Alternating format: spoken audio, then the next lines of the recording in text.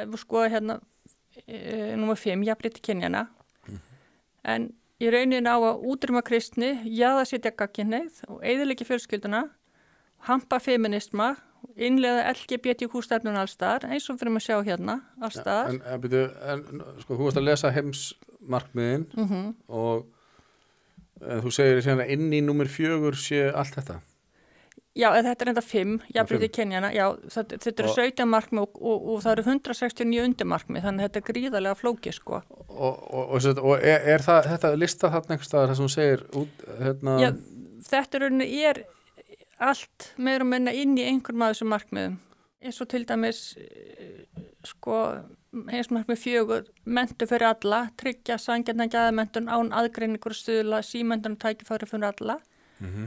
Og hvað sjáum við í dag? Sífældan heila þótt, menntun hefur stórrækað og það er verið að framleiðurinn í hlýna starfsmeðfrekar en sjálfstæði hugsuði og það er verið að innleiða þessa kynfærislega hérna í skólunum.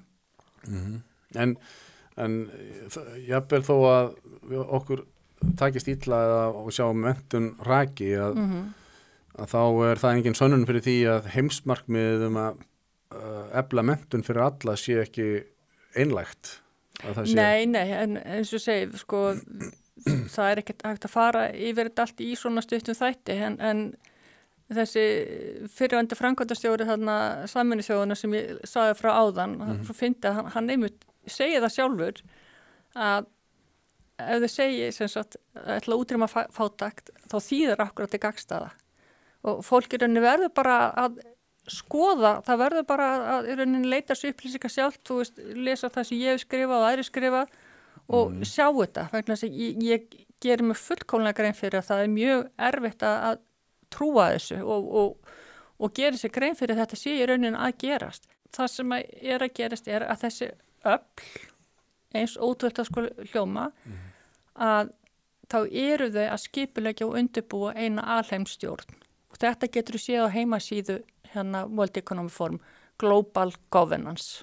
Og það er verið að gera bændum nánast ókleift að stunda búskap sinn og það er verið að fækka búum bara víða heim og hérna við staðinn eigum við að borða gervi kjöt, gervi fisk og pöddur.